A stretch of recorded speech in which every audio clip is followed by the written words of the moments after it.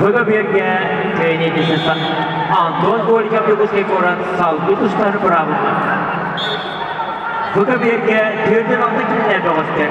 Сананы көлер қапсыйлара әріне